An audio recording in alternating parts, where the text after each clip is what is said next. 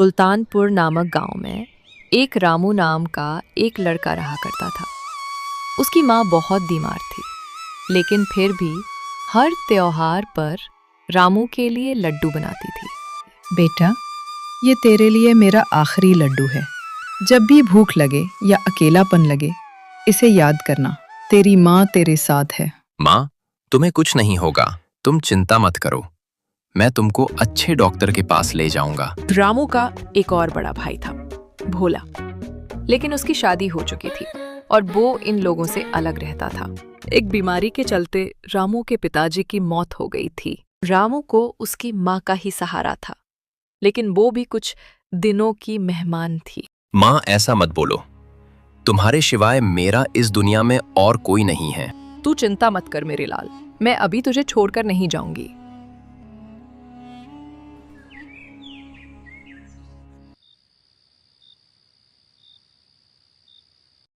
उसी रात रामू की माँ इस दुनिया को छोड़कर चली जाती है। माँ, मुझे बहुत भूख लगी है माँ, मुझे खाना दे दो माँ। वो देखता है कि उसकी माँ अब इस दुनिया में नहीं रही। माँ, तुमने मुझसे झूठ बोला है। तुमने क्या कहा था कि तुम मुझे छोड़कर नहीं जाओगी माँ?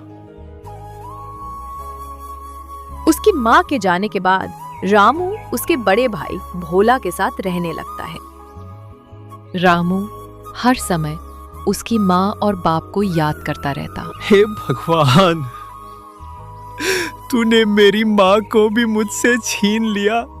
अब मैं क्या करूंगा इस दुनिया में? जब तक रामू की भाभी आ जाती है। अरे रामू, पशुओं को जंगल में ले जा, जल्दी जा, क्या कर रहा है अभी तक? ठीक है भाभी, जा रहा हूँ। थोड़ी माँ की याद आ गई थी। अरे, मर गई तेरी माँ। यहाँ अब रोटी तभी मिलेगी जब कुछ काम करेगा। चल जा जल्दी जंगल में पशुओं को लेकर।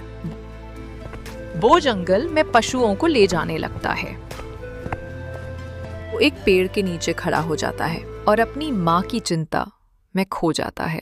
माँ सही कहती थी, बेटा पढ़ लिख ले, लेकिन मैंने उनकी एक बात भी नहीं मानी।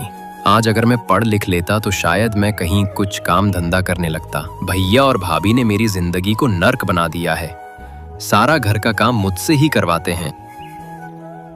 क्यों भाग्यवान, कैसा लग रहा है? हमारा सारा काम करने के लिए हमको एक नौकर मिल गया है।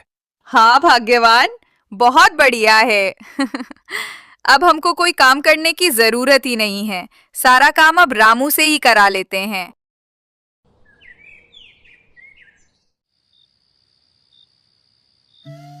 शाम होते ही रामू पशुओं को घर की ओर लाने लगता है। रामू, जाओ खेतों पर बसने चले जाओ। वहां जंगली पशु आते हैं। अगर वो हमारे खेत में घुस गए तो सत्यानाश कर देंगे। भैया, मैं अभी अभी तो जंगल से पशुओं को लाया हूँ। बहुत भूख लगी है, पहले खाना खाने दो, उसके बाद चला जाऊंगा।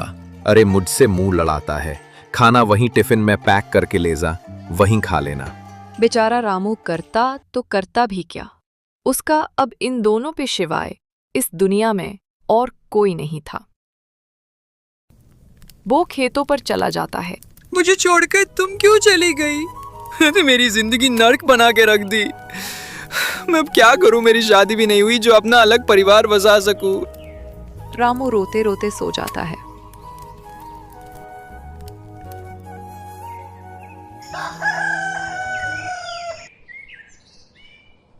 और सुबह होते ही फिर से वो पशुओं को लेकर जंगल में चला जाता है। एक दिन रामू को देखने लड़की वाले आते हैं। क्या भाई, आप हमारी बेटी से अपने छोटे भाई का रिश्ता करोगे?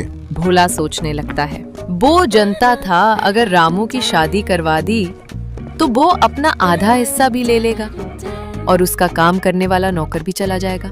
नहीं भाई, अभी मेरा भाई कॉलेज कर रहा है। मैं अभी उसकी शादी नहीं कर सकता। रामू जंगल में अकेला अपनी माँ की याद में रो रहा होता है। तभी एक बाबा जी आ जाते हैं।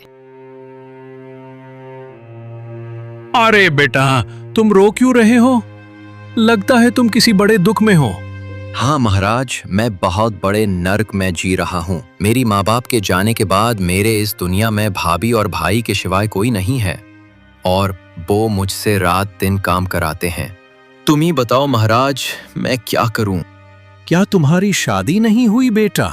नहीं महाराज, अगर शादी हो जाती तो मैं अपने परिवार के साथ आराम से रहता, ना कि इन राक्षसों के साथ।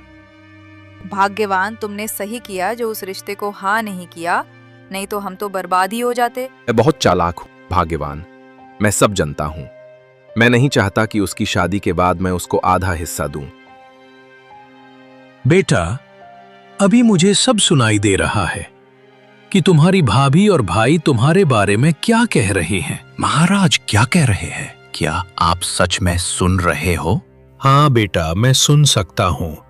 आज तुम्हारी शादी को लेकर एक रिश्ता आया था, लेकिन तुम्हारे भाई ने लालच बस उसे ठुकरा दिया। कैसा लालच महाराज? और अगर मेरी शादी का रिश्ता सच में आया तो उन्होंने किया क्या? बेटा, वो नहीं चाहते हैं कि तुम्हारा आधा हिस्सा तुम्हारी शादी के बाद तुमको देना पड़े, इसलिए उन्होंने ये रिश्ते के लिए मना कर दिया। महाराज, मैं कर भी क्या सकता हूँ? मेरी जिंदगी तो पहले से ही बर्बाद हो चुकी है। अब शादी और नहीं हो सकती है तो कोई बात नहीं, जैसी भगवान की इच्छा। ऊपर वाला मुझे जैसे रखेगा मैं वैसे ही रहूंगा। बेटा, तू चिंता मत कर। तू जब घर की ओर जाएगा तो तुझे एक सोने का कलश मिलेगा। उस कलश से तू अमीर बन जाएगा। तेरा खुद का अलग से परिवार होगा। क्या सच में महाराज? ऐसा हो गया तो बहुत मजा आ जाएगा। लेकिन बेटा, एक बात ध्यान में रखना, ये कलश केवल तुम्हारे लिए है, इसको उन लोगों को मत देना। ठीक है महाराज, मैं किसी को नहीं दूंगा। रामू पशुओं को लेकर अपने घर की ओर जाने लगता है। तभी रास्ते में उसे वही कलश दिख जाता है जैसा उस बाबा जी ने बताया था। अरे वाह, ये तो चमत्कार हो गया। महाराज ने जैसा बताया था ये तो वैसा ही हो गया। रामू उस कलश को लेकर जाने लगता है। अगर ये कलश को मैं घर ले गया तो वो लोग देख लेंगे और मुझसे जल्दी ही छीन लेंगे। मैं इसके कहीं छुपा देता हूँ। रामू उस कलश को छुपाकर घर की ओर जाने लगता है। आ गया तू, चल टिफिन को उठा और खेतों पर चला जा। नहीं भैया, मैं अब कहीं नहीं जाऊंगा। मैं अब तुमसे अलग रहूंगा और अपना एक परिवार बनाऊंगा। तेरा दिमाग तो ठीक है, तू क्या बोल रहा है? मुझे तुझे पता भी है मेरी बदौलत ही तू अभी जिंदा है, नहीं तो तू कब का मर जाता भूख से। भैया, आप ये मत भूलो कि ये घर, मैं जितना अधिकार आपका है उतना ही अधिकार मेरा भी है। अधिकार? बेटा, अधिकार तो तेरा उसी दिन खत्म हो गया था जिस दिन माँ और बाबूजी इस दुनिया से चले गए थे। अधिकार छोड़, अब तुझे इस घर में रोटियां तक नहीं मिलेंगी। चल निकल घर से बाहर।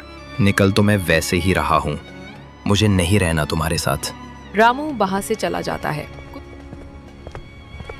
कुछ दिन गुजर जाते हैं और रामू एक आलीशान घर बनवा लेता है और उसकी शादी भी हो जाती है और उसके पास आज 100 बीघा जमीन भी होती है। रहने की सारी सुविधाएं थी उसके पास। अरे ये रामू कर क्या रहा है? कुछ समझ में ही नहीं आता।